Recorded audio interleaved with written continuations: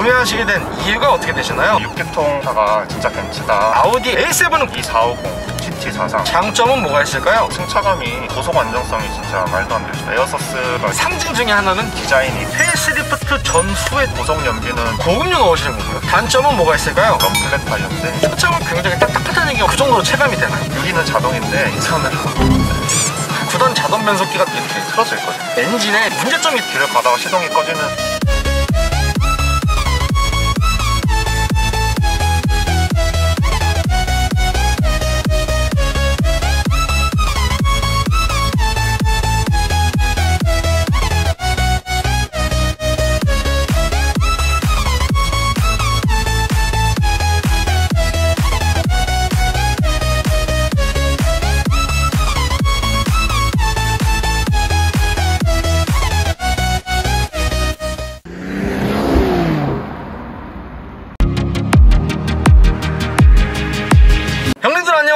현기사입니다. 벤츠의 준대형 라인업을 책임지고 있는 압도적인 디자인의 4도어 쿠페형 세단의 원조, 바로 3세대 벤츠 CLS 450 포매틱입니다. 혁신적인 디자인과 풍부한 장점을 바탕으로 벤츠 CLS 450 구매를 고민하시는 분들이 굉장히 많으실 텐데요. 그래서 벤츠 CLS 차주분을 만나러 경기도 하남시에 도착했습니다. 가볍게 자기소개 한번 부탁드릴게요. 네, 안녕하세요. 저는 경기도 하남시에 사는 35세 CLS 차주입니다. 이 차량의 소개 좀 부탁드릴게요. 이 차량은 벤츠 CLS 450 가솔린 모델이고 4륜구동 포매틱 차량입니다. 6기통에 367마력으로 알고 있습니다. 트림은 단일 트림이어서 선택한 건 따로 없고요. 시트 색깔은 벤츠 S클래스에 같이 들어가는 시에나 브라운으로 선택하였습니다. 그리고 3세대가 2018년에 출시가 됐고 2층호는 페이스리프트가 된 모델인 거죠? 네, 맞습니다. 그럼 이 차량 신차로 구매하신 건가요? 네, 신차로 구매했고 2021년 11월 달에 계약을 해서 2022년 7월에 인도받았어요. 반도체 대란 때문에 너무 오래 걸렸어요. 구매 가격은 어떻게 되나요? 구매 가격은 1억 1,400만 원이었는데 프로모션 100만 원 정도 받고 취득세까지 하면 한 1억 2천 정도 들었던 것 같습니다.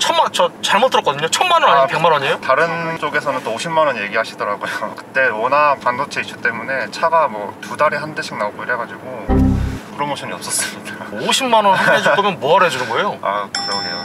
현재 총 주행거리는 어떻게 되나요? 지금 대략 한 9,000km 정도 타고 있습니다. 그 전에 타시던 차는 어떤 차 타셨나요? 일단은 제 첫 차고요. 그 전에는 집에서 이제 운전을 했을 때 제네시스 BH330 그거 탔었습니다.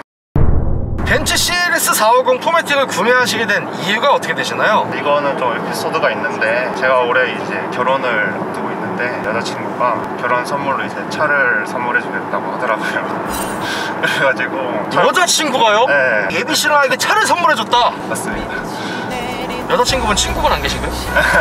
그래서 이제 차는 벤츠가 저는 가장 마음에 들어서 벤츠로 찾아봤는데 구매 고려했던 게 이 450 가브리올레랑 CLS랑 GT43 이렇게 고민을 했었고, 일단 이 클래스는 공도에서 많이 보이기도 하고 해서 CLS랑 GT43 이걸로 최종 이제 선택을 했고, 시승을 해보고 제 허리가 별로 안 좋아가지고 GT43은 허리가 좀 아프더라고요. 그래가지고 승차감이 가장 좋은 450으로 결정하게 되었습니다. 벤츠 CLS의 영감을 받아서 나온 아우디 A7은 고민 안 해보셨나요? 처음에 고를 때 벤츠가 가장 마음에 들기도 했었고, 벤츠가 이제 고속 안정성도 되게 좋고 승차감이 좋다고 알려져 있어가지고 그래가지고 벤츠를 선택하게 되었습니다. 디젤 모델인 CLS 300D 모델은 고민 안 해보셨나요? 벤츠가 이제 6기통 1억 넘는 차가 진짜 벤츠다 이런 말을 어디서 제가 들어가지고 그것도 약간 고려 대상이었고, 그리고 사실 300D랑 450이 옵션 차이가 좀 많이 나더라고요. LED 멀티빔이랑 에어서스랑 이것저것 자잘한 옵션이 차이가 너무 많이 나서 생각은 하지 않았습니다.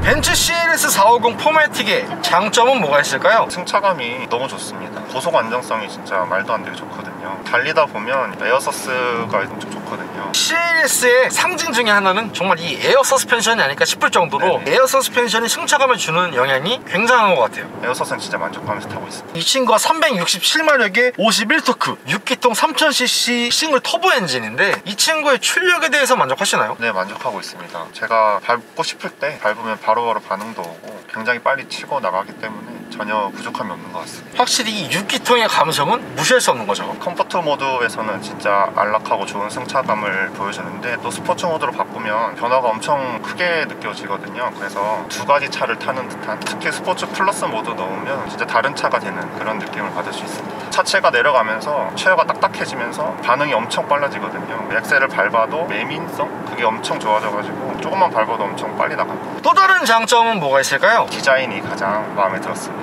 앞에서 봤을 때도 되게 멋있고 상어 같은 느낌이 들잖아요. 그래서 좌우에 상어처럼 날렵하게 뻗어있는 테일램프가 있고요. 멀티빔 LED 헤드램프가 적용된 거 아닌가요? 네, 맞습니다. 멀티빔 LED 헤드램프가 기본 적용이 되어 있고요. 그리고 본네트에 두 개 캐릭터 라인이 올라와 있는 파워던 본네트가 진짜 상어 같아요. 지느러미 같이 보이기도 하고 확실히 좀 파워 있어 보이는 그런 디자인인 것 같아요. 그리고 그릴 같은 경우는 벤츠마크로 된 그릴이 되어 있잖아요. 근데 보통 AMG 그릴 있잖아요. 그걸로 바꿔보실 고민은 안 하셨나요? 처음에 페이스리프트 됐다 해서 스타그릴로 바뀌었잖아요. 그래서 일단은 스타그릴을 조금 더 즐겨보고 나중에 이제 좀 질리게 되면 그때 세로그릴로 한번 바꿔볼 생각이긴 합니다. 그리고 옆모습은 워낙 유명하기 때문에 측면부 C필러 쪽 보시면 예술 그 자체라고 저는 생각해요. C필러가 가장 강점이라고 하더라고요. 쿠페형 세단이라는 콘셉트를 가장 먼저 적용한 차량이 이 녀석이거든요. 5m가 되는 전장도 굉장히 체체가 커 보이고, 그리고 프레임 리스토어가 적용이 됐기 때문에 네. 이것 또한 세련됨이 상당해요. 그리고 이제 파워 클로징이라고 하나 그게 있어가지고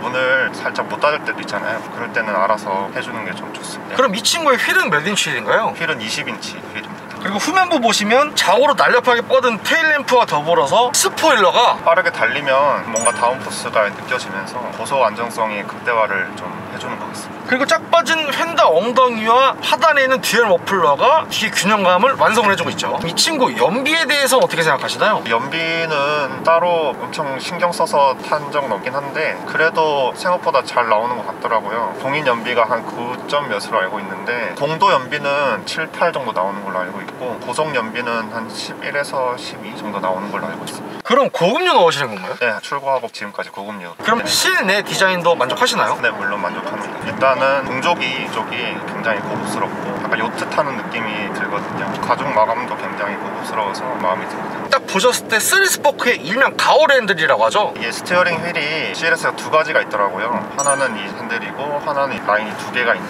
일명 잠자리 휠이죠. 네, 잠자리 휠인데 그거를 제가 하고 싶었어요 사실. 근데 블랙 시트랑 블랙 레드 시트에만 그 잠자리 휠이 들어가더라고요. 그래서 그 휠을 선택할지 시트를 선택할지 엄청 고민하다가 그냥 시트 선택을 하고 스티어링 휠을 이걸로 사용했습니다. 헤드업 디스플레이가 들어간 걸로 알고 있는데 헤드업 디스플레이는 만족하시나요? 네, 시인성도 굉장히 좋고 도로를 달리다 보면 여기가 시속 몇 킬로 제한 구간인지 딱 알려주거든요. 그게 정말 좋은 것 같습니다. 그리고 12.3인치 디지털 와이드 콕핏도 계기판과 내비게이션이 이어진 게 디자인이 굉장히 이쁜 것 같아요. 아, 맞아요. 되게 일체감 있어서. 이 내비게이션 터치 되나요, 차주님? 네, 2021년인가 그때 바뀌면서 터치가 되는 MBUX로 바뀌었다고 하더라고요. 어라운드 뷰는 만족하시나요? 네, 굉장히 화질이 너무 선명해가지고 좀 놀랐어요. 그리고 주차할 때 굉장히 만족스럽습니다. 그리고 애플 카플레이나 안드로이드 오토도 적용되나요? 네, 애플 카플레이 적용하고 있습니다. 벤츠 하면 앰비언트, 앰비언트 하면 벤츠거든요. 네, 앰비언트 라이트가 가장 인기가 많잖아요. 밤에 운전을 하면 만족스럽습니다. 근데 이 친구 색상은 몇 가지 색상이죠? 64 색상이 있는데 색상을 알아서 이제 조절할 수 있도록 계속 바꿔주는 시스템이 있더라고요. 그래서 저는 그걸로 하고 있습니다. 그리고 통풍 시트, 열선 시트도 다 들어가 있고요. 또 다른 장점은 뭐가 있을까요? 아무래도 요새 벤츠랑 BMW, 아우디가 좀 많이 보이잖아요. CLS는 그래도 좀 덜 보인다. 그래서 차주님의 나만의 아이덴티티를 조금 더 부각시킬 수 있는 거죠. 차를 타면 그래도 희소성이 있으면 더 좋으니까. 그래서 제가 스팅어 희소성 때문에 샀거든요. 아, 정말요? 근데 단종 아, 단종됐어요?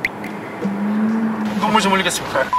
이 3세대 CLS가 페이스리프트가 된 모델이잖아요. 페이스리프트 전후의 차이가 조금씩 있는데요. 전면부 같은 경우는 일반 다이아몬드 그릴이었다가 스타 모양의 그릴로 변경이 됐고요. 그리고 일반 본네트였는데 좌우에 솟아있는 파워던 본네트가 적용이 됐고요. 그리고 하단부가 원래는 좀 약간 끊어진 범퍼였다가 일체형으로 이어진 범퍼로 교체가 됐고요. 휠이 원래는 14개 정도 스포크가 있었는데 페이스리프트 되면서 20개 정도로 늘었다고 알고 있습니다. 그리고 이중 접합 차음유리가 적용이 돼서 조금 더 실내 정수성을 개선시켜준 거죠. 후면부의 가장 큰 차이점은 리어 스포일러가 없다가 생겼다 보니까 스포티함의 차이가 굉장히 큰 것 같아요. 그리고 실내 디자인 보시면 원래는 그냥 일반 3스포크 핸들이었다가 가오리 핸들로 넘어오게 됐고요. 그리고 센터 컨트롤러 터치패드 디자인도 조금 더 귀엽게 이것도 디자인 바뀌었더라. 근데 좀 아쉬운 점이 고급감의 상징인 이 가운데 있는 시계가 빠졌어요. 시계가 있다 없으니까 너무 허전하더라고요. 그리고 차량의 내외부의 공기 질을 모니터링해주는 공기청정 패키지도 들어가 있다는데 쓰시나요? 딱히 따로 제가 쓰는 거라기보다는 알아서 자동으로 이제 헤파 필터 해가지고 먼지를 좀 걸러주고 쾌적하게 운전할 수 있는 환경을 만들어주는 것 같아요. 그리고 이제 에어 밸런스라고 방향제가 들어있거든요. 그래서 차를 탈 때 냄새가 안 좋거나 할 때도 쾌적하게 할 수 있고. 그 에어 밸런스가 향이 나는 건가요? 네, 글로브 박스 안에 방향제가 들어있는데 거기서 이제 알아서 세기를 조절해서 향기를 차에다 넣어주고 있습니다. 뭔가 기동처럼 하나 박혀있네요. 하나 하면 한 6개월 정도 간다고 하더라고요. 그리고 이 친구가 붐메스터 사운드가 들어갔는데 만족하시나요? 네, 저는 만족합니다. 베이스가 지금 바닥에 깔려 있거든요. 그래서 소리 좀 크게 해서 들으면 굉장히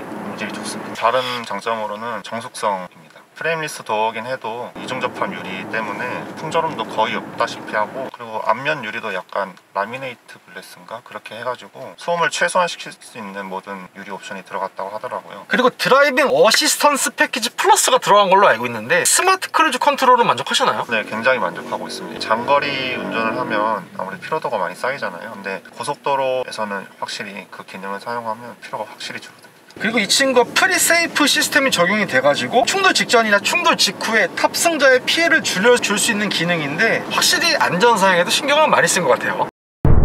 벤츠 CLS 450 포매틱의 단점은 뭐가 있을까요? 출고 타이어가 럼플렛 타이어인데 사실 한국에서는 럼플렛이 필요 없다고 생각을 하거든요. 그리고 럼플렛이 워낙 예쁘기는 하지만 두께가 워낙 얇기 때문에 승차감이 굉장히 안 좋습니다. 출고 당시에 장착되어 있는 럼플렛 타이어가 승차감이 굉장히 딱딱하다는 얘기가 많더라고요. 네, 맞습니다. 좀 딱딱한 편이고 이것 때문에 코드 절상도 많이 생긴다고 알고 있거든요. 그래서 타이어를 교체하면 MSG 살짝 더해서 S클래스 승차감에 거의 맞먹는다는 얘기들이 좀 있더라고요. 그래서 제가 이제 이걸 윈터 타이어로 컨티넨탈로 바꿨는데 승차감이 한 2배는 좋아지더라고요. 윈터 타이어로 바꿨는데 너무 승차감이 좋아져서 깜짝 놀랐어요. 그 정도로 체감이 되나요? 체감이 저는 확 되더라고요. 확실히 럼플렛은 단점인 것 같습니다. 럼플렛이 승차감도 단점이긴 하지만 코드 절상이 좀 많이 생긴다고 하더라고요. 코드 절상 문제가 충격으로 인해 가지고 내부 공기압 때문에 좀 타이어가 밖으로 나오려고 막 하거든요. 워낙 얇은 타이어다 보니까 휠에 무리가 가고 타이어도 삐져나오려고 하는 그런 문제인 거잖아요. 볼록하게 튀어나오더라고요. 편편비 때문에 포토를 밟거나 하면 바로 휠에 무리가 오기 때문에 저도 이제 6,000km 타고 윈터 타이어로 바꿨는데, 그럼 타이어를 교체하시고 나서는 코드 절상 문제가 확실히 개선이 좀 되셨나요? 확실히 포토를 밟을 때 소리가 좀 다릅니다. 근데 럼플렛은 진짜 휠 깨지는 소리가 나거든요. 근데 지금은 타이어가 좀 두꺼워서 그런지 그 정도 소리는 안 나고 훨씬 나은 것 같습니다. 보통 이 벤츠의 20인치 마차위에서 문제가 좀 많이 일어나는 거죠. 또 단점이 썬루프 유리는 자동인데 이 덮개 있잖아요. 이게 닫으려면 이렇게 닫아야 돼요. 이렇게 손으로. 그래서 이게 너무 불편합니다. 예? 아니 죄송한데 지금 1억 넘는 차인데 이거 수동으로 이렇게 닫아야 돼요? 아, 그러니까요. 이게 뭐 하는 거예요 이거? 근데 좀 고급지게 닫히긴 하는데 부드럽지도 않아요. 힘을 은근히 줘야 돼요. 그래서 그냥 닫진 않고 열고 있습니다. 그러고 있어요. 그리고 차주님 와이퍼가 좀 소음이 있다던데 당첨되셨나요? 네, 제가 출고한 첫날에 비가 왔거든요. 전시장을 나가자마자 와이퍼를 딱 켰는데 소리가 드드드득 나는 거예요. 카페 찾아보니까 이게 정품 인증이라고. 그래서 비 올 때 누구 태우기가 조금 민망합니다. 이 친구 와이퍼에서 소음이 나야 CLS다. 네, 벤츠다.